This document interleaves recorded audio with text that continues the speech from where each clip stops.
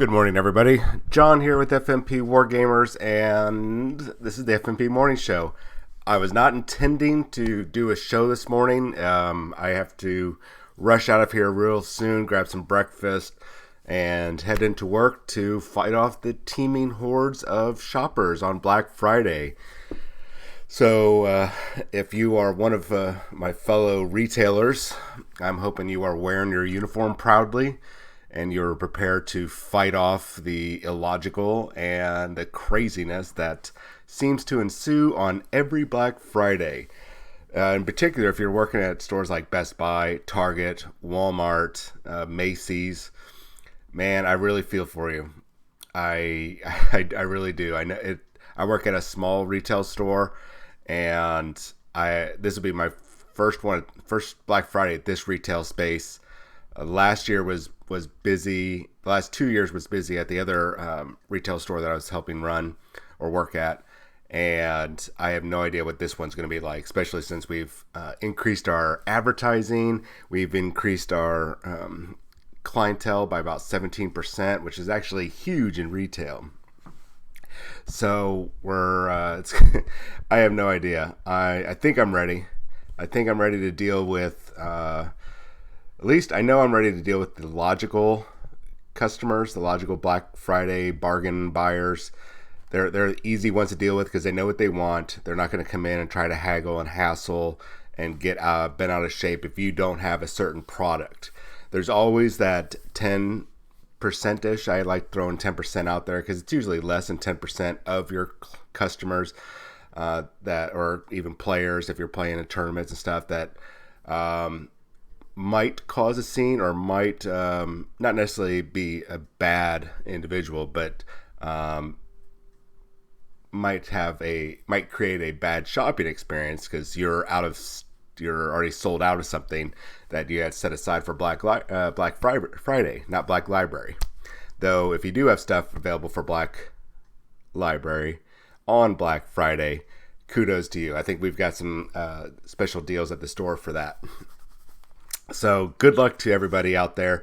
And if you are a shopper out there for Black Friday, please be courteous and be kind to your to the employees at whatever place you're going to, because they are putting up with a lot of bad crap.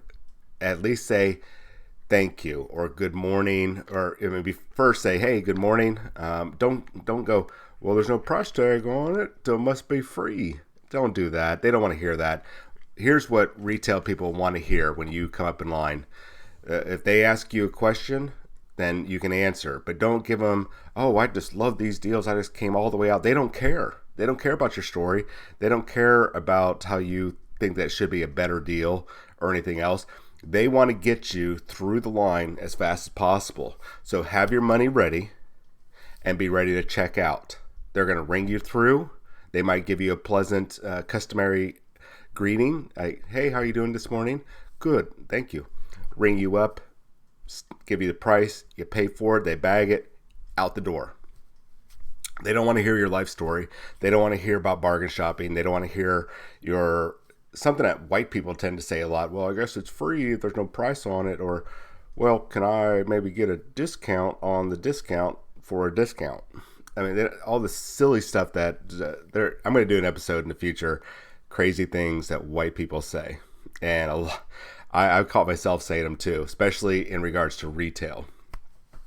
And so give them a break, because they are not in charge and they have no say in any pricing or stock levels or anything. The people at the checkout counter or that are walking around the store making sure they get more stock out there, they have no control over pricing and stock levels. If they're sold out, they're sold out. If the price is not what you want, hey, it's not their fault. They are the grunts in the trenches fighting off against the teeming hordes of Black Friday bargain shoppers. Not that there's anything wrong with it. I've already bought a few things online, Black Friday related. I prefer to shop online at the big box stores than go there. Now, when it does come to Black Friday, I like to go to the smaller shops, especially my friendly local gaming store, which I'm not going to be able to today because I'm working Black Friday. But I prefer to go to those stores because they'll have better deals of stuff that I'm more interested in. I don't need a 58-inch screen TV for $300. It doesn't do anything for me, and I'm not going to go fight the crowds like you're seeing at Macy's at 5 a.m. on the East Coast. So, let's move on before I start rambling. Just be kind. Please, please, please be kind to the retail employees. If you need to complain, go to the customer service desk and ask for the manager. Don't get on the case of the checkout girl, the checkout guy, or the stocker. They have no say in it. They don't. Leave them alone. Don't harass them. Don't give them your stupid, silly jokes. Just check out, get out. They're going to appreciate you more. Now, local game stores, local businesses, where it's more of a friendly family feel, and you don't have 50 customers in line and 100 people out the door, that's a little bit different. They can talk. They have time to talk to you. They know you, and it's more personal there. So they want to hang out a little bit. They want to chit chat. Oh, how was your Thanksgiving? That sort of thing. You can get that from your friendly local game stores, like Atomic Hobby Shop. And you can also, from any of the little stores, mom and pop stores, especially in like Old Town. Wherever you live, you might have an Old Town neighborhood where you got lots of little shops, and it's great for shopping on Black Friday. Support your local businesses. Forget the big stores. And actually, there's some details. I'm not going to dig it up right now because it's really not relevant to have a full episode for it. But there's a lot, even though people are buying a lot more, they are actually going online and buying. There's actually, even though there's not a slowdown necessarily for Black Friday, it's still projected to be in the busiest day of the year. There's a slowdown at big stores. People are starting to slow down on that and are going online because it's so much easier and safer to do. And then they go to their local stores, the local mom and pop stores and such, and support them. So take that into consideration. So let's do some gaming news. Not a lot, so it's going to be a quick show today. I want to make sure I have plenty of time to get some breakfast, get in, stretch my legs, and roll my shoulders, and get all the tension out before I have to hit it hard on today. It'll be really interesting. We're expecting a nice 50% increase in sales today, so should be interesting. I'm kind of excited, but not excited to be working 14 hours today. I'm just going to go ahead and throw that little tidbit out there. Do not want to work 14 hours today, but here we are.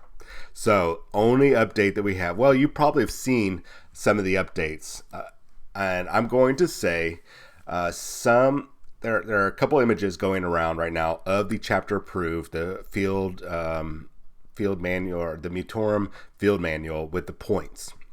Some of those we have found out have been doctored. Yeah, they've been doctored, and you guys need to treat it with optimism.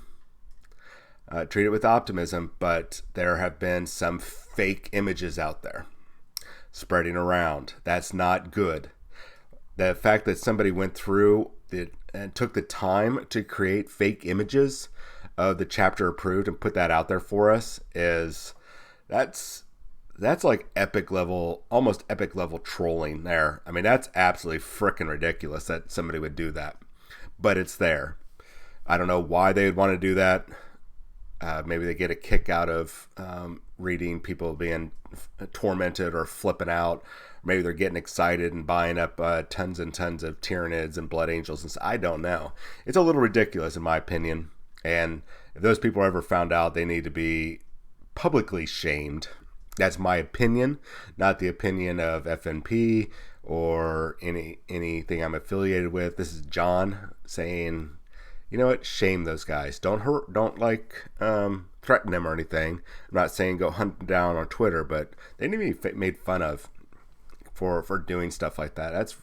That's sad. We already saw that the Blood Angel, one of the Blood Angel cards that are coming out with the Blood of Baal, was doctored as well. So always, until you have it in your hand, treat it as rumor, treat it with salt, treat it as basically treat it as fake until you have it in your hand, and then you'll know this is an exact copy, and the only things that are going to get adjusted in that copy that you have, the actual physical copy, or you got an actual digital download from the Black Library, is if Games Workshop or the Black Library, whatever, they turn around and say, hey guys and gals, here's a quick update to the chapter approved 2019 and the Mitorum field manual. We messed up. Here's your official adjustment. There you go. Everything else, treat as rumor. It's okay to go ahead and speculate. Sure, speculate away. Be excited, because it looks like a lot of people are getting some nice point adjustments. And I think Games Workshop is going to have a nice December sales, because I'm already starting to, if any of that stuff is true, as a retailer, I'm looking at what I need to order and what I don't need to order. And so it's going to be interesting. And I'm going to see, maybe I'll even type up a document that I can put up online, the predictions, and I can maybe even predict the way the meta is going to shift slightly, point wise and model wise and all that stuff. I think it'll be cool to do. If not, it might just be a colossal waste of time, but at least I can, just when you do stuff like that, you're trying to figure out a pattern, and you might fail at figuring out that pattern, but now you've closed one avenue.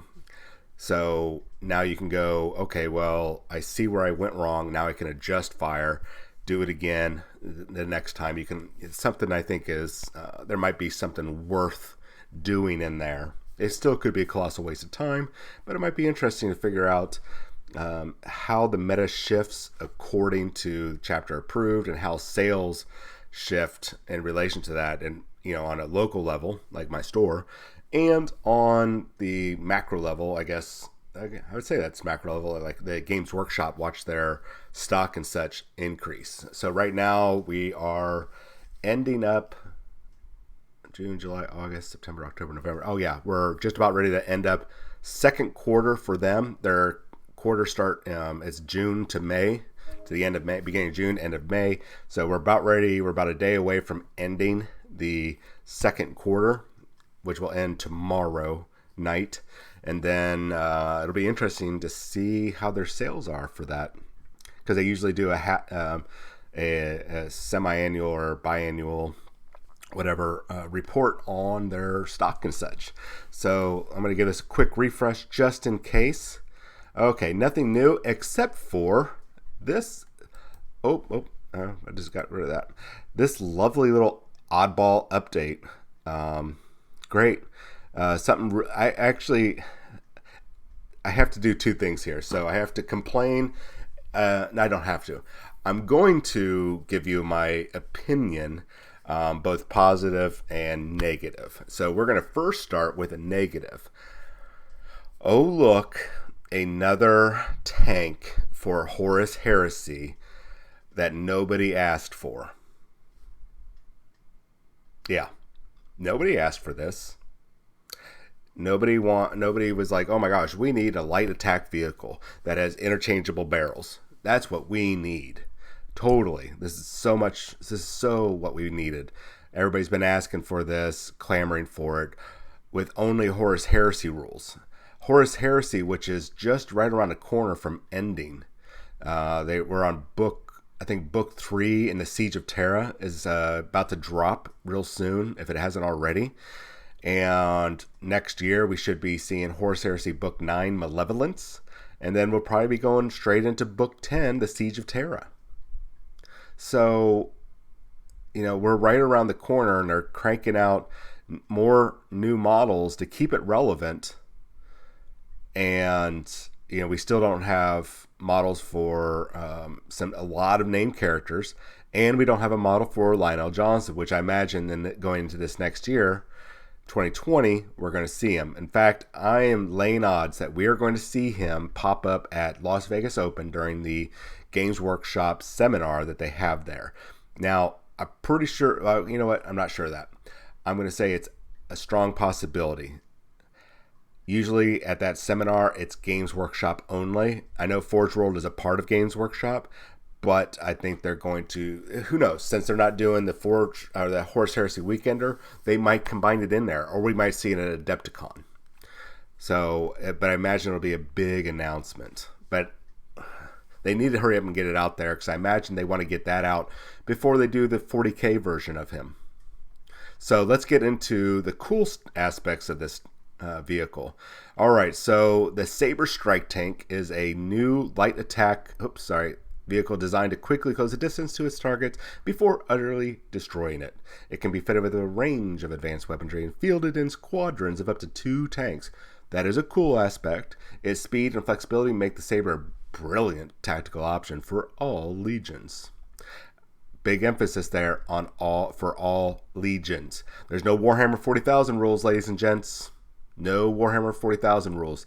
A lot of the vehicles and units that are going to be coming out of Forge World right now will not be featuring 40K rules at the same time like they used to.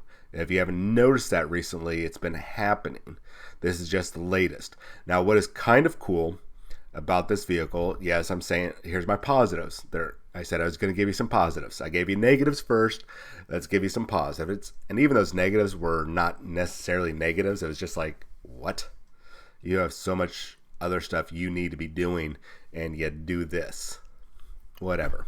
All right, so what is cool about this is you can tack on a whole bunch of mounted weapons on here. You can get up to 400 killer missiles, 2 on each side, and you get this turret. That can be a heavy bolter, a multi-melta, looks like a heavy flamer, or some sort of culverin, a Volkite culverin. So those are pretty nice. Yeah, 4 optional one-shot saber missiles, that you can add to your tank, which offer additional long-range rending firepower. So it's got rending. Okay, we'll take a look at the stats here.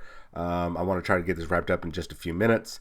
Now, if you'll notice, there's this curve here that actually some old edition tanks actually had that, and you would actually slot the it was the Vindicator cannon slotted into there. The Demolisher cannon actually used to slot into something very similar decade ago with some Forge World models and some GW models, but that's just a callback to it. That's really cool that they did that. And I like that it's still the Sicaran body. I mean, that Sicaran body is getting a lot of work done. I mean, they're getting a lot of mileage out of that sucker. I'm going to tell you right now. Kudos to whoever did come up with this Sicaran battle tank body, because they are getting their money's worth out of that. I mean, they should be, if they get like a percentage, then they should be getting a lot, because that body is being used for a lot of things. So the first up, we have the Anvilus Stub Autocannon. Whoa, what's going on here? Whoa. No. Oh, that's dumb. Oh, I can't blow up the picture. Stupid. All right. So, let's see if we can open image in new tab. Haha. Look at that. All right. This sucker can do some work. I'll at least pull up the Horus Heresy stats, but they say the Saber autocannon is more powerful than a regular autocannon. Just looking at it, I would say so. It's much larger than the regular autocannon barrels, and with it being on this tank, it's probably going to do a lot of nasty work, which is cool. It's going to be great for chewing through heavy infantry and destroy enemy vehicles. So it has a high strength and the Sunder ability. I forget what Sunder does. So really cool looking in my opinion. I could go with that. The Neutron Blaster, I'm not sure why they need another variant of this. Oops. because there is already a tank hunter, I believe, with the neutron blaster. I forget the Venator. You know what? While we're talking about this, I'm going to pull this off the side. We'll put this picture up there. Woo! Look at that. I mean, it. I do have to say that the this vehicle is still pretty gosh darn freaking awesome looking. Let's see here. Yeah. What the heck? Let me put this up here. So why? I hope that there's some logical reason for this. Maybe it's a point decrease, but you have this, and then you have the exact same thing, same chassis, same gun. Well, why? Why? Well, this is one of those things I have to say, Games Workshop or Forge World, what the F? Now I have to go back to being negative. Nobody asked for another version of the Sakaran Venator. That's all that is. All right, it might have some special rules, an extra special rule, but it's essentially the Sakaran Venator. Now we have the Volkite Saber. This is it's rocking, and you can wipe out massed ranks of infantry with a Volkite Saker. Oh man, where do they get these names? I swear they just reach into a Scrabble bag. There's some sort of big Volkite cannon. Some big Volkite cannon. All right, and it's got the deflagrate rule. I'm not going to go into that. Let's go and take out that download. All right, so now here's why. I would have to see what the point cost for Sakaran is. So 65 points per model. Okay, that's their base. It already comes with the Anvilus snub autocannon. If you want to swap out the other ones, you're welcome to. Let's see here. It comes with a hull-mounted heavy bolter. And let's see here. You can equip it with some pintle-mounted weapons, another Havoc launcher. You can give it a whole bunch of upgrades, plus 5 points for each Saber missile.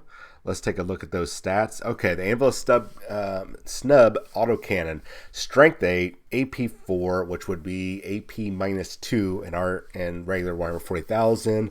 Heavy 2, so you're going to get off 2 shots. Twin link now means you're getting it's a 4-shot snub autocannon. And then Sunder, which I believe Sunder lets you re-roll it forces the opponent to re-roll armor pen, or you get the re-roll failed armor pen or something like that. All right, Neutron Blaster. I would have to compare it to the other one. Strength 9, that would be probably a -4 AP, heavy 1 concussive, shock pulse. The Volkite Saker is strength 6, AP 5, heavy 6 deflagrate.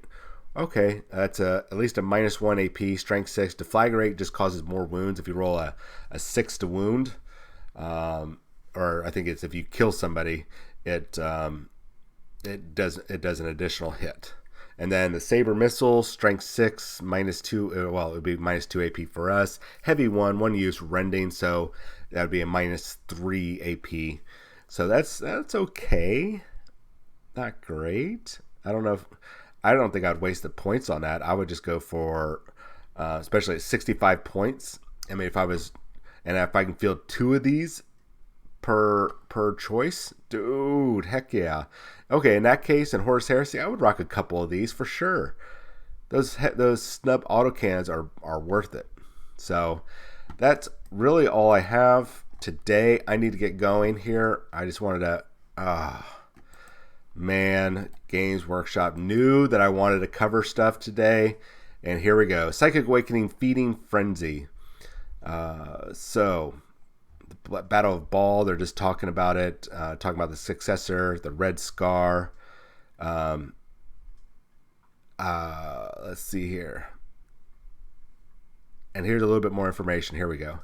As the Psychic Awakening has unlocked the psychic potential of untold number of humans, the hive mind has unleashed broods of psyker beasts to take advantage of this weakness. So that's going to be interesting. this is definitely, it looks like they're going to talk a little bit more about what's going on, and but it's more fluff than it is what is actually rules wise, which is good because we need more fluff. We need to know what's going on. We need to know the big mystery of the Blood of Baal. Why is it that the Tyranids are heading there? This, as they even put it, this wasteland, benighted wasteland that is just blessed with lots of radiation, little to no flora and fauna.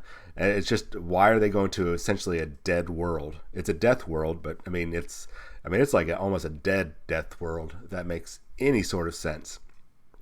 So why are they going there? That is a curious question. What would draw the hive mind there?